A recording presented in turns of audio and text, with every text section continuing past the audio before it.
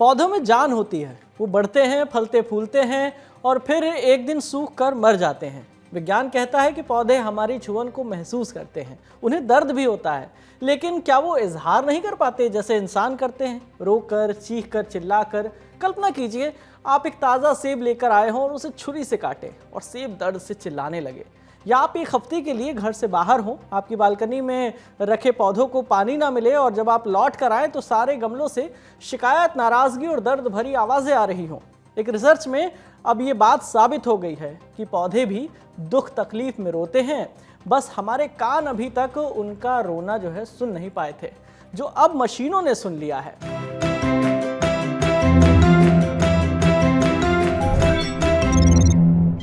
नमस्कार, मेरा नाम है विकास वर्मा और आप देख रहे हैं मास्टर क्लास, जिसमें हम उन मुश्किल पहेलियों को आसान भाषा में समझने और समझाने की कोशिश करते हैं जिनका हमसे किसी न किसी तरह का संबंध होता है।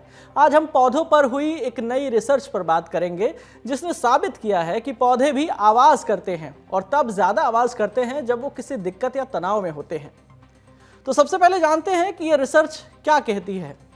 30 मार्च 2023 को साइंस जर्नल सेल.com में इजराइल के तेल अवीव यूनिवर्सिटी के कुछ बायोलॉजिस्ट की एक रिसर्च छपी, जिसके मुताबिक पौधे अगर तनाव या दिक्कत में हैं तो आवाज़ करते हैं और उन्होंने जैसी दिक्कत झेली है उसी हिसाब से आवाज़ बदलती भी है।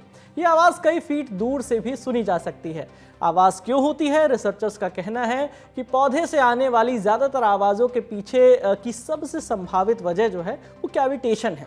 कैविटेशन को ऐसे समझिए कि खाना और पानी जड़ से लेकर पौधे के बाकी हिस्सों तक पहुंचाने के लिए वेस्कुलर सिस्टम यानी संवहन तंत्र होता है। इस वेस्कुलर सिस्टम में प्रेशर डिफरेंस के चलते बुलबुले बनता है और ये बबल जब फूटते हैं तो हल्की तरंगें उठती हैं। इन्हीं तरंगों से पॉपकॉर्न के पकने जैसी आवाज़ें होती हैं। अंग्रेजी अखबार न्यूयॉर्क टाइम्स की एक रिपोर्ट के मुताबिक तेल अवीव यूनिवर्सिटी में काम करने वाली बायोलॉजिस्ट लिलिक हेडनी कहती हैं कि पौधे दूसरे पौधों से नहीं बल्कि दूसरे जीवों से भी कम्युनिकेट करते हैं। ऐसा करते वक्त उन्हें एक केमिकल निकलता है।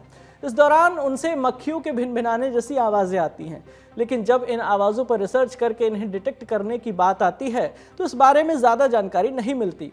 मैं पौधों की आवाज़ों से जुड़े इस सवाल से परेशान थी। हेडनी इसके बाद तेल अवीव में योसी ओवेल से मिली। वो चमगादड़ों की आवाज़ पर स्टडी कर रहे थे।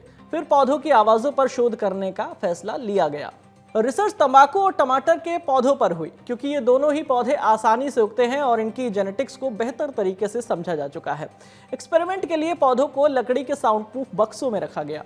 ना इन बक्सों के अंदर कोई आवाज़ जा सकती थी और ना ही अंदर से कोई आवाज़ बाहर आ सकती थी। बक्सों में पौधों के अलावा कोई ऐसी चीज़ भी नहीं थी जिनसे किसी भी तरह की आवाज़ आती हो। बॉक्स में 3 तरह के पौधे रखे गए। एक वो जिन्हें कई दिनों से पानी नहीं दिया गया था, दूसरे वो जिनके तने काट दिए गए थे और तीसरे वो जो सामान्य थे, माने ना उनको प्यासा रखा गया ना ही उनके शरीर का कोई अंग काटा गया। इसके बाद पौधों के तनों पर अल्ट्रासोनिक माइक्रोफोन लगाए गए। ये अल्ट्रासोनिक माइक्रोफोन 20 से लेकर 250 किलोहर्ट्ज़ तक की फ्रीक्वेंसी की आवाज़ें रिकॉर्ड कर सकते थे, जबकि हम इंसान 20 किलोहर्ट्ज़ से ज़्यादा की फ्रीक्वेंसी की आवाज़ नहीं सुन सकते हैं। इसके बाद आए नतीजे चौंकाने वाले थे। एक तो पौधों की आवाज़ रिकॉर्ड हो गई और दूसरा वो पौधे जिन्हें पानी नहीं दिया गया था या जिनके तने काट दिए गए थे उन्होंने ज़्यादा आवाज़ की। हेडनी कहते हैं कि हमने जो रिकॉर्डिंग्स की उनसे साफ हुआ था कि एक्सपेरिमेंट में पौधों ने 40 से 80 किलोहर्ट्ज़ तक की फ्रीक्वेंसी की आवाज़ें पैदा की। जिन पौधों को कोई दिक्कत नहीं थी उन्होंने औसतन 1 घंटे में 1 से भी कम आवाज़ की, जबकि जिन पौधों को दिक्कत थी उन्होंने हर 1 घंटे में 12 तक आवाज़ें पैदा की।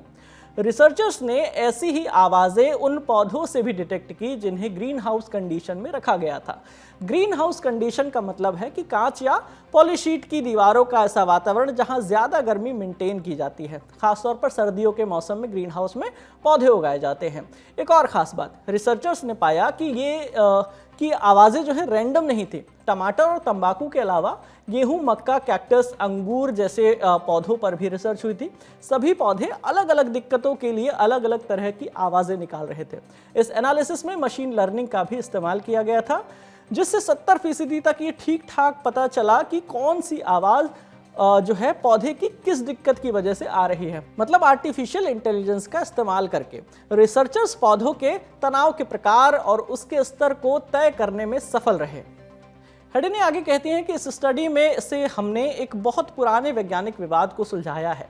हमने साबित किया है कि पौधे आवाज़ निकालते हैं। हमारे जो रिजल्ट्स हैं उसमें ये साफ है कि हमारे आसपास की दुनिया पौधों की आवाज़ों से भरी हुई है और ये आवाज़ें ये जानकारी भी देती हैं कि पौधों को पानी की ज़रूरत है या वो घायल हैं।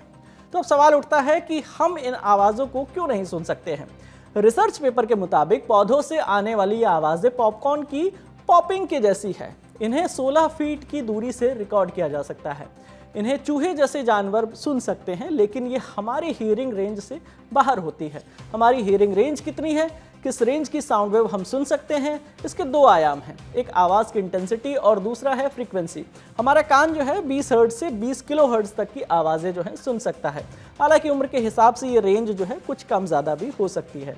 वहीं 20 हर्ट्ज से नीचे की आवाज़ें जो हैं इंफ्रासाउंड कही जाती हैं। कुछ कीट पतंगे, चूहे और हाथी वगैरह जो है ये आवाज़ सुन सकते हैं। और 20 किलो हर्ट्ज यानी 20,000 हर्ट्ज से ज़्यादा फ्रीक्वेंसी की साउंड वेव को अल्ट्रासाउंड कहा जाता है। कुत्ते और बिल्ली वगैरह जो है इस फ्रीक्वेंसी की आवाज़ें सुन सकते हैं। वहीं चमगादड़ और डॉल्फिन करीब 160 किलो हर्ट्ज तक की हाई फ्रीक्वेंसी की आवाज़ें सुन सकते हैं। ये तो बात हो गई फ्रीक्वेंसी की। अब इंटेंसिटी को समझिए। कहा जाता है कि पटाखों की तेज आवाज़ें जो हैं कान को नुकसान पहुंचा सकती है। आंकड़ों में कहा जाए तो 90 डेसिबल या इससे ऊपर की तेज आवाज़। लेकिन अगर तीव्रता की रेंज की बात करें तो 0 डेसिबल से लेकर 120 डेसिबल तक इंटेंसिटी की आवाज़ हमारी हियरिंग रेंज में आती है। लेकिन फिर भी बहुत तेज आवाज़ या शोर से हमेशा बचना चाहिए। एक सवाल और बाकी है, क्या पौधे दूसरे पौधों की या अपने आसपास की आवाज़ों को भी सुन सकते हैं? तो इसका भी जवाब है हाँ। हेडिनी की टीम ने साल 2019 में भी एक रिसर्च की थी, जिसके मुताबिक जब परागण यानी पॉलिनेशन करने वाली जो कीट पतंगे वगैरह की आवाज़ें जो हैं फूलों तक पहुंचती है तो वो ज़्यादा मात्रा में पराग बनाने लगते हैं। यानी पौधों के साथ भविष्य में टू वे कम्युनिकेशन की पूरी संभावना है, इससे इनकार नहीं किया जा सकता। एक भारतीय वैज्ञानिक थे जगदीश चंद्र बसु। उन्होंने साल 1901 में ही साबित कर दिया था कि वनस्पति में जान होती है, लेकिन ये तथ्य नया है कि पौधे अपने एहसासों को अपनी आवाज़ों से जाहिर कर सकते हैं। वाकई प्लांट फिजियोलॉजी को और बेहतर समझने की दिशा में ये एक बड़ा कदम है। तो आज की हमारी जो मास्टर क्लास है वो यहीं समाप्त होती है। आपके सुझाव और शिकायतें आप हमें कमेंट बॉक्स में ज़रूर बताइएगा। कल फिर मिलेंगे एक नए विषय के साथ। देखते रहिए द लालन टॉप। शुक्रिया।